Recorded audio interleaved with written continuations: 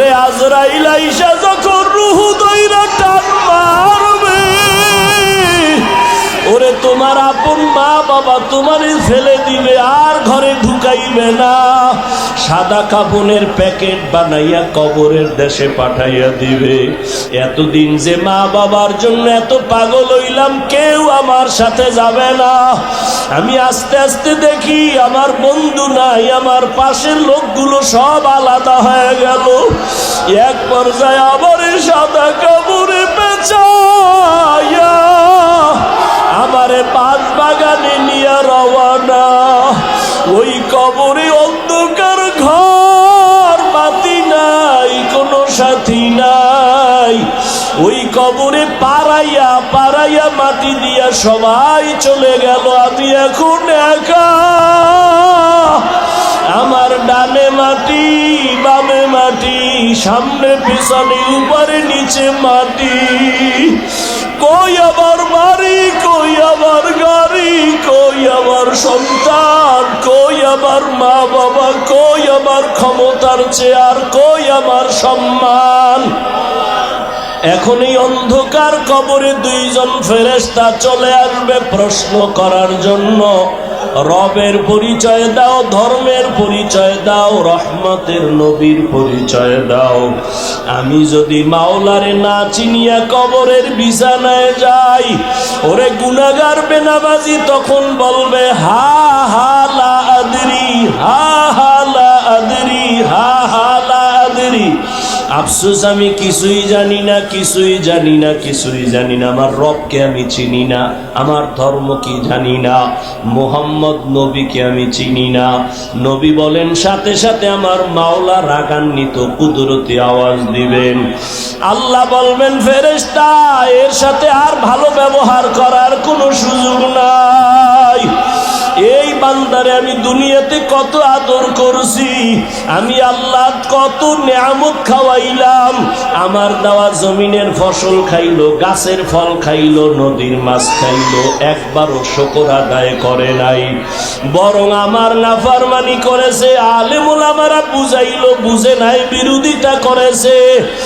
এখন আর সুযোগ দেওয়া হবে না, এর জাহান্নামের শিকল লাগাও, কবরের ভেতরে জাহান্নামের বিছানা দাও। আল্লাহ রাগান্বিত হয়ে বলবে নাফরমানের ধর, কবরের ভেতরে জাহান্নামের আগুন লাগা দাও। আল্লাহ রাগান্বিত হয়ে বলবে ও কবরের মাটি, এই গুনাহগারের দুই পার্শ্ব থেকে জোরে জোরে চাপ দাও। এমন জোরে দুই পার্শ্বের মাটি চাপ দিবে, সহ্য করতে পারবি রে যুবক। একটা মশার কামড় সইতে পারো না, বেতের বাড়ি সইতে পারো না, সূর্যের গরম সহ্য করতে পারো না। গুনাহ নিয়ে কবরে গেলে কেমনে মাটির চাপ সহ্য করবা? ওরে আল্লাহরে এখনো বন্ধু বানাও, আল্লাহর খাঁটি ওলি আল্লাহ যারা উলামায়ে কেরামদের বন্ধু বানাও। এখনো সময় আছে, তওবা করো আর আল্লাহকে বলো মাওলা গুনাহ আর করব না, নামাজ ছাড়বো না, বেপরদায় চলবো না, দাড়ি কাটবো না। আমার মাওলার আযাব বড় কঠিন। আল্লাহ এজন্য বলেছেন মুসলমান না হইয়া মরণ বরণ করিও না। এখনো সময় আছে, তওবা করে নাও। স্কুলে পড়ো, কলেজে পড়ো, চাকরি করো, ব্যবসা করো, তওবা করো আর নামাজ ছাড়বা না, দাড়ি কাটবা না, বেপরদায় চলবা না। মা বাবার দোয়া নিয়া, উলামায়ে কেরামের দোয়া নিয়া, শিক্ষক মুরব্বীদের দোয়া নিয়া নবীর তরিকায় চলবা। আল্লাহর কাছে দুই ফোঁটা চোখের পানি ছেড়ে দাও। যদি কান্না না আসে, মনে করিও গুনার কারণে দিলটা পাথর হয়ে গেছে, আল্লাহ বেজার হয়ে গেছে। এখনো সময় আছে, আল্লাহকে বলো আল্লাহ দিলটা নরম বানায়া দাও। ওরে ডানে বামে দেখো, তোমার মতো কত গোলামের চোখে পানি। তোমার আমার চোখে কেন পানি নাই? গুনার কারণে আল্লাহ বেজার। ওরে কান্নাওয়ালার কাছে হাতটা বাড়াইয়া দোয়া চাও আর বলো, ও কান্নাওয়ালা ভাই, আমার জন্য একটু দোয়া করেন। আমার গুনার কারণে আমার কলবটা পাথরের মতো শক্ত, আমার চোখে পানি আসে না। দোয়া, কান্নাওয়ালার দোয়া ফেরত যাবে না। মাছ পানি ছাড়া ভাল লাগে না। মাছ পানি পাইলে মনে করে আমার জীবন। আরে আমার মাওলা পাকের যারা আশিক, আল্লাহর মোহাব্বতের যারা গোলাম, ওরা দুনিয়ার রং তামাশায় কইরে গেলে ভাল লাগে না। কখন জিকিরের ময়দানে ঢুকবে, কখন একটু আলেমের কাছে যাবে, কখন একটু কোরআনের তেলাওয়াতের আওয়াজ অন্তরে নিবে, কখন একটু জায়নামাজে দাঁড়াবে, কখন আমার মাওলাকে একটু মায়া কইরা ডাকবে, ও আল্লাহ। আরে আমার মাওলারে ডাকলেই তো বান্দা এত খুশি, আল্লাহর মোহাব্বত অন্তরে জমা হয়ে যায়। হানজালা নবীর সাহাবী, ঘটনা আপনারা নাম শুনছেন। হানজালা রহমতের নবীর বড় আশিক। একদিন রাস্তায় হাঁটে আর ঘুরে আর কয়, না ফাকা হানজালা, না ফাকা হানজালা, আমি হানজালা মুনাফিক হয়ে গেছি, মুনাফিক। ঘুরতে ঘুরতে দেখা ওমরের সাথে। এই হানজালা, কি চিল্লাও কেন? আমি মুনাফিক হয়ে গেছি। কয় কেন? কয় আমি নবীর কাছে যখন থাকি তখন আমার অন্তর এমন যে আমি আর কোনো দুনিয়ায় নাই, এখন আমি আমার মালিকের নজরে বসে আছি, দরবারের রেসালাতের সামনে আছি। এখন আমার ছেলের চিন্তা নাই, মেয়ের চিন্তা নাই, বাড়ির চিন্তা নাই, গাড়ির চিন্তা নাই, টাকার চিন্তা নাই, ক্ষমতার চিন্তা নাই। এখন আমার চিন্তা, আমি একজনারে পাইছি, আমার নবী। আমি ওই নবীর হাত ধরে আমার মালিকের একটু কেমনে দেখবো, যেই নবীর চেহারা এত সুন্দর, একটা নজর নবীর চেহারা দিয়ে তাকাইলে পেটের ক্ষুধা থাকে না। মায়ার নবী এত সুন্দর, আমার মাওলায়ের এত সুন্দর কইরা বানাইছেন, ওই মালিক আমার আল্লাহ না জানি কত সুন্দর। এত সুন্দর আসমান যিনি বানাইছেন তিনি কত সুন্দর, এত সুন্দর কণ্ঠ যিনি দান করছেন তিনি না জানি কত সুন্দর, এত সুন্দর রঙের ফুল বাগান সাজাইছেন তিনি কত সুন্দর। ওরে যারা মাওলার আশিক, ওরা ভাবে আর খুঁজে আমার মালিক, আমার আল্লাহরে আমি তো এখনো পাইলাম না। ফুলের ঘেরান পাইলাম, কে বানাইলেন তারে তো পাইলাম না। ওরে আল্লাহর মোহাব্বত যার অন্তরে জমা হয়ে গেছে, সে একবার আমার মাওলারে দেখার জন্য পাগল। হানজালা বলে, আমি নবীর দরবারে থাকলে আমার অন্তর থাকে একরকম, আমি নবীর দরবারের বাইরে গেলে তখন আবার অন্তর দুনিয়ামুখী হয়ে যায়। আমার ছেলে, আমার বাড়ি, আমার গাড়ি, আমার টাকা, আমার পয়সা, আমার ক্ষমতা, আমার চেয়ার, এই সব আমার অন্তর আইসা জমা হয়, আমি মুনাফিক হয়ে গেছি। ওমর কয়, তো এই অবস্থা তো আমারও হয়। নবীর দরবারে থাকলে দুনিয়ার কোনো চিন্তা নাই, আবার যখন নবীর দরবার থেকে বাইর হইয়া যায় তখন আবার দুনিয়া আমারে পেয়ে ফেলে, দুনিয়া দুনিয়া আমাকে গ্রাস করে ফেলে, দুনিয়ার চিন্তা, ছেলের চিন্তা, মেয়ের চিন্তা আমাকে গ্রাস করে ফেলে। এবার কথা, চলো নবীর দরবারে চলো, সমাধান নেই। দোনোজনে যায়, মুনাফিক হয়ে গেছে। ওমরও কয় আমি মুনাফিক হয়ে গেছি, হানজালাও কয় আমি মুনাফিক হয়ে গেছি। হঠাৎ আবু বকর সিদ্দিক রাদিয়াল্লাহু তাআলা আনহুর সামনে দাঁড়ানো। এই ওমর, তুমি চিল্লাও কেন? কয় মুনাফিক হয়ে গেছি। হানজালাও কয় মুনাফিক হয়ে গেছি। কারণটা কি? বলে এই কারণ, নবীজির দরবারে যখন থাকি মনে হয় যেন দুনিয়াতে আমার আর কিছু নেই, নবী আমার কলিজা, আমি নবীর হাত লাগাই আমার মালিক আল্লাহর সঙ্গে মোলাকাত করব। কিন্তু নবীর দরওয়াজা থেকে বের হইলে তখন আবার ঢুইকা যায় ছেলে মেয়ে স্ত্রী পরিবার দুনিয়ার চিন্তা। আবু বকর কয় অবস্থা তো আমারও, মনে হয় আমিও মুনাফিক হয়ে গেছি, আমার মাওলার ভয়। আর তুমি নামাজে দাঁড়াইয়াও দোকান নিয়ে ভাবো, নামাজে দাঁড়াইয়াও ছেলের চিন্তা, মেয়ের চিন্তা, ঘরের চিন্তা, ক্ষমতার চিন্তা।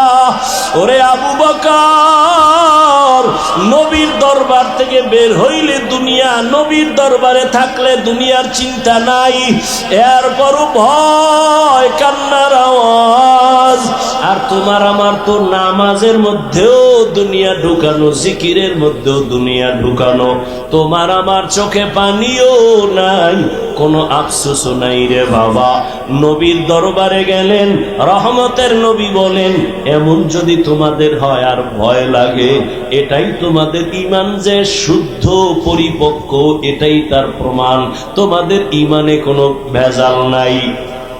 এরে নবীরা আশেক ইব্রাহিম ইবনে আদহাম পাগলের মতো হয়ে গেল, কে আমাকে বোকা বলল? ঠিকই তো, আমার ওয়ার্ডারে বলখের মানুষগুলো দাঁড়ায় আর বসে, কিন্তু আমি তো একবারও চিন্তা করলাম না এই যে সূর্যটা উঠছে পূর্ব দিগন্তে, এই সূর্য তো আমার অর্ডারে উঠেও না, আমার অর্ডারে ডুবেও না। রাতের বেলা আকাশে চাঁদের আলো, আমার অর্ডারে চাঁদ উঠেও না, ডুবেও না। তাহলে এর পেছনে তো একজন মালিক আছে, নাই? ওই মালিকের তালাশ করছনি? এরে আল্লাহর বান্দা, তোমারে কেউ হাদিয়া পাঠাইছে, কে পাঠাইছে তার পরিচয় নাও, মোলাকাতের জন্য পাগল, দেখা করলে মনে হয় আরো হাদিয়া দিবে। যেই মাওলায় তোমারে আমারে মানুষ বানাইছেন, কুকুর বানান নাই, শুকার বানান নাই, আবার আখিরি নবীর উম্মত বানাইছে, এত সুন্দর জীবন আমাকে দান করছেন। আমার মতোই তো কত মানুষ, ওই যাও ডিআইটি মসজিদের বারান্দায় যাও, বাইতুল মুকাররমে জুমার দিন গিয়া দেখো, পাও নাই, ভিক্ষা করে। দুইটা চোখের পাওয়ার নাই, বলে আমি অন্ধ, আমারে কিছু ভিক্ষা দাও। আমার মাওলায় যদি তোরে অন্ধ বানাইতেন রে যুবক, বল সারা রাত মোবাইলে নাচ গান কেমনে দেখতি? আমার মাওলায় যদি অন্ধ বানাইতেন, কে তোরে চক্ষু দান করত? আমার মাওলায় যদি তোরে বধির বানাইতেন, কে তোরে আর সুস্থ করত? কত মানুষ সুস্থ ছিল, হঠাৎ কইরা জ্বর আসছে, বিছানায় পড়ে একটা সাইট নষ্ট হয়ে গেছে, বিছানার থেকে এখন আর উঠতে পারে না, কণ্ঠ শেষ, জীবনটাই অর্ধেক হয়ে গেছে। এখন ছেলেও ভালো জানে না, মেয়েও ভালো জানে না। ও আমার ফতুল্লাহ এলাকার মুসলমান বাবারা, ও বৃদ্ধ বাবাজি, ও যুবক, একটু চিন্তা করো বাবা, আমরা নবীর আদর্শ মানতে গিয়া কই আমগো তো না খাইয়া কেউ মরি নাই, সম্মান কমে নাই। আমি তোমাকে বলি না আমগো মতো হুজুর হয়ে যাও, একবারও বলি না রে বাবা। বরং তুমি স্কুলে পড়ো আলহামদুলিল্লাহ, কলেজে পড়ো, চাকরি করো, ব্যবসা করো আলহামদুলিল্লাহ, তবে ওখানে থাইকেই তুমি আমার মালিকের সাথে একটা লাইন লাগাও, ওখানে থাইকা নামাজের সেজদা দাও। চাকরি করিয়াও কি তোমার মতো নামাজি নাই? ব্যবসা করে নামাজ ছাড়ে না এরকম জেনারেল লাইনের মানুষ কি নাই? তোমার মতো যুবক রাস্তায় গাড়ি চালায়, এক বেলার নামাজও ছাড়ে না, দাড়িও কাটে না। বলো বাবা তুমি কেন পারো না? তোমার মতো কত যুবক নদীর মধ্যে মাছ ধরে, নামাজ ছাড়ে না, বলো তুমি কেন পারো না? তোমার মতো যুবক স্কুল কলেজে পড়িয়াও নামাজ ছাড়ে না, বলো তুমি কেন পারো না? আসলে কি তোমার কপাল পুড়িয়া গেছে, নাকি কোরআন হাদিস মিথ্যা মনে করেছো? যদি বলো হ্যাঁ, তো একটা ভুল কোরআন থেকে বের করে দাও, আমিও দাড়িটা কেটে ফেলি, নামাজ বন্ধ করে দেই। যদি কোরআনে ভুল হয় সবই ভুল, আল্লাহ ভুল। আর যদি বলো না, আল্লাহর কোরআন সত্য তো আল্লাহ আছেন সত্য, গুনাহ নিয়ে কবরে গেলে আযাব হবে তাও সত্য, নেক আমল নিয়ে যদি যাও জান্নাত পাইবা তাও সত্য। আল্লাহর কোরআন মিথ্যা না সত্য? ওই কোরআনে জান্নাতের বয়ান আসেনি, ওই কোরআনে জাহান্নামের বয়ান আসেনি। কে জান্নাতে যাবে কে জাহান্নামে যাবে আল্লাহ তাও বলেছেন। মনটাকে শুধু বুঝাইও। হাফিজুর রহমান ভাই তো আমাদেরকে হুজুর হওয়ার জন্য তাকিদ দেয় নাই, হাফিজ ভাই তো কওমি মাদ্রাসায় যাইতে বলে নাই, হাফিজুর রহমান তো তাবলিগ না গেলে জাহান্নামে যাবা বলে নাই। কি বলছে?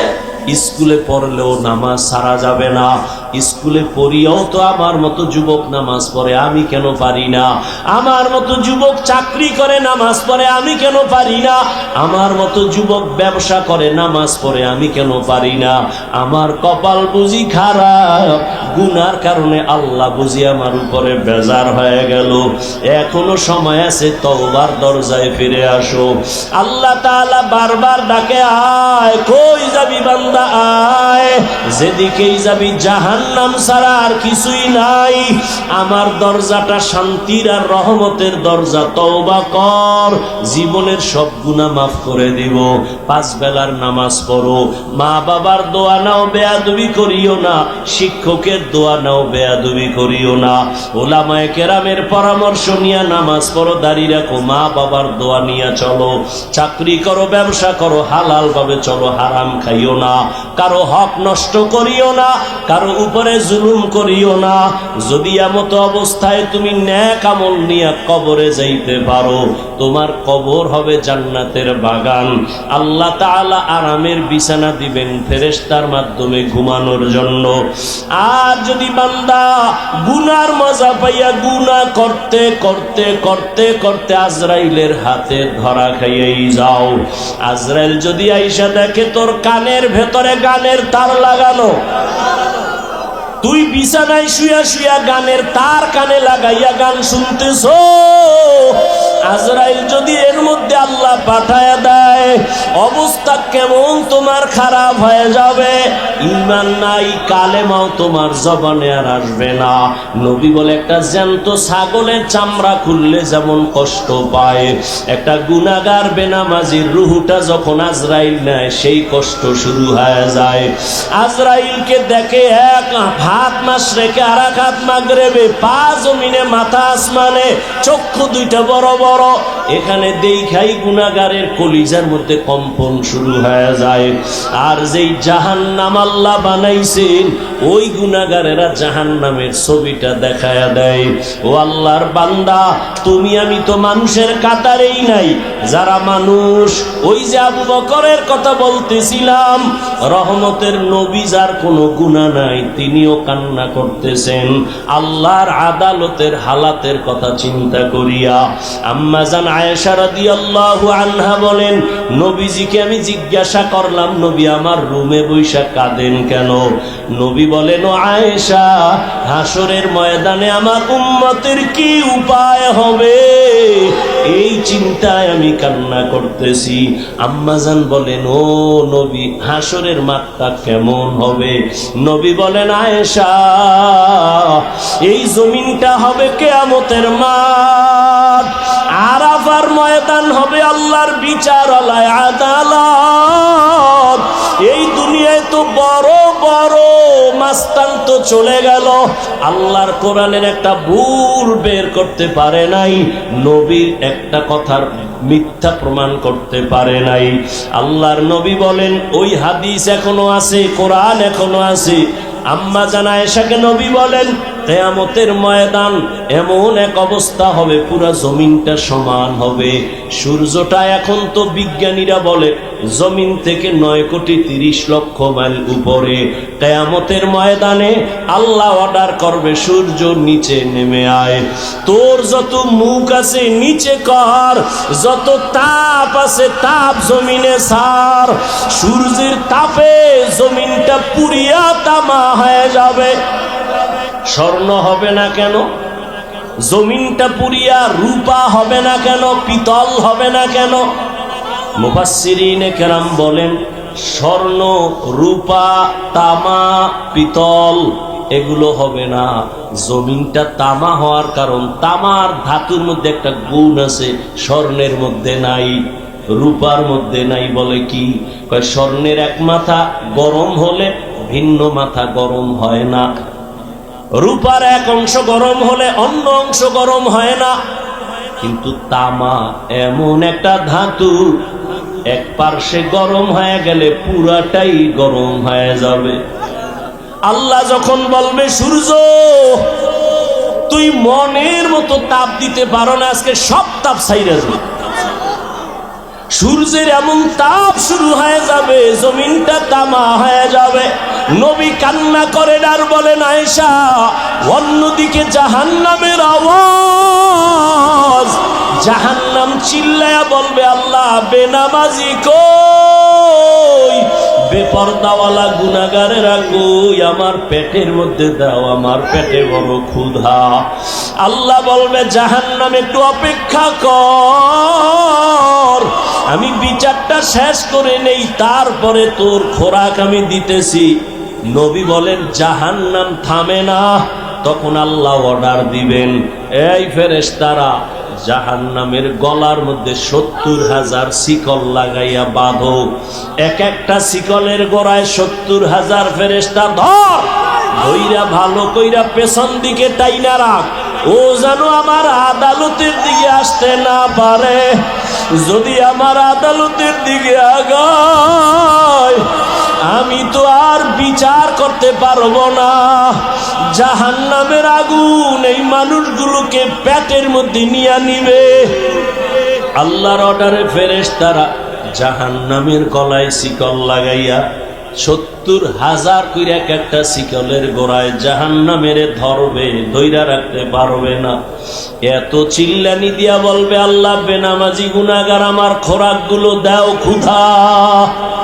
আল্লাহ পাক নবী বলেন, আল্লাহর ফেরেশতারা যখন ধরে রাখতে পারবে না, তখন আমি মুহাম্মদের অন্তরে বড় মায়া, আমি সাথে সাথে সিজদায় পড়ে বলবো, আল্লাহ জাহান্নামের ফিরাও, আমার উম্মত মনে হয় ধইরা ফালাইবে, ফিরাও, আমার উম্মত যেন জাহান্নামের আগুনে না যায়। আমার উম্মত যদি জাহান্নামে যায় আমি জান্নাতে যাব না। তখন আল্লাহ বলবে, নবী আপনি মাথা উঠাইয়া দেন, কাঁদিয়েন না, আপনার কান্না আমি সহ্য করতে পারি না। আমি মাথা উঠাইয়া দিব। আল্লাহ পাক দেখে জাহান্নাম এখনো দাঁড়ায় না, শিকলেও ধরে রাখতে পারে না। তখন আল্লাহ আমার সান্ত্বনার জন্য একটু কুদরতি হাতের পানি ফেরেশতারে দিয়া বলবে, জাহান্নামের গায়ে ছিটায়া দাও।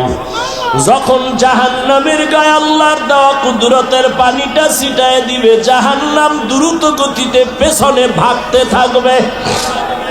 ফেরেশতারা বলবেন, আল্লাহ এতক্ষণ আমরা 70,000 শিকল লাগাইয়া যেই জাহান্নামের ধরে রাখতে পারি না, তুমি এমন কি বরকতের পানি দিছো যে জাহান্নাম এখন নিজে নিজে পেছনে দৌড়ায়, ভাগতেছে? কারণ কি? এটা কি জমজমের বরকতি পানি? না কি এটা কাউসারের পানি? না এটা কি আবে হায়াতের পানি? না এটা দুনিয়ার বরকতের কোনো পানি? না তোমার বৃষ্টির পানি? না কোনো সমুদ্রের পানি? আল্লাহ বলবে, ফেরেশতা এই পানি জমজমের পানিও না, কাউসারের পানিও না, এই পানি আবে হায়াতের পানিও না, এই পানি দুনিয়ার কোন সমুদ্রের পানি না, বৃষ্টির। আল্লাহ বলবেন, আমার মায়ার নবীর গুনাহগার উম্মতের চোখের পানি দুনিয়াতে আমার মায়ার নবীর উম্মতেরা গুনার কথা স্মরণ করে কাঁদত। মানুষ যখন ঘুমায়া যাইতো আমার আশিকের কান্না শুরু হয়ে যাইতো। গভীর রাতে সিজদায় পড়ে বলতো, দয়ার মালিক আমার মতো গুনাহগার এই জমিনে আর কেউ নাই। গুনার কারণে আমার হাত না পাক, আমার চোখ না পাক, আমার জিহ্বা না পাক, আমার অন্তর না পাক। আয় আল্লাহ, তোমার দেওয়া সূর্যের আলো, পানি, বাতাস সব নেয়ামত খাইয়া তোমার নাফরমানি করেছি। আজ আমি গুনার কারণে মনে হয় আমার জাহান্নাম ছাড়া উপায় নাই। আমার গুনার খবর আমার মাও জানে না, বাবাও জানে না, ভাই বোন, স্ত্রী, পরিবারের কেউ জানে না। আমার গুনার খবর আমার মা বাবায় যদি জানতো, লাথি মেরে ঘর থেকে বের করে দিত। আমার গুনার খবর যদি আমার স্ত্রী জানতো, আমাকে স্বামী বইলা গ্রহণ করত না। আমার গুনার খবর যদি আমার সন্তান জানতো, কোনদিন আমাকে বাবা বলতো না। ও দয়ার মালিক, যে তুমি কত দয়ার মালিক, তুমি আমার সব গুনার খবর জানো। ও আল্লাহ, এ যুবকের আমার মাওলারে ডাক দে, দুই ফোঁটা চোখের পানি ছাড়, আর গুনার কত স্মরণ করে ক্ষমা চাও। আর আল্লাহরে বলো, আমার মাওলা যে কেমন দয়ার মাওলা। ওরে দরওয়াজা জানালা বন্ধ করে মোবাইলে তারা যে গুনাহ করেছ, ওই দরওয়াজা জানালার ভেতরের গুনার খবর মাও জানে না, বাবাও জানে না। ওরে আমার মাওলারে ফাঁকি দিতে পারো নাই রে বাবা। আরে তোমার গুনার খবর যদি মা জানতো, ঘর থেকে বের করে দিত। কিন্তু আমার মাওলা যে কেমন দয়ার মালিক, গুনাহ করছি দেখছেন, এরপরও ঘরের থেকে বের করে দেয় নাই, সম্মানের চেয়ার থেকে ফালাইয়া দেয় নাই।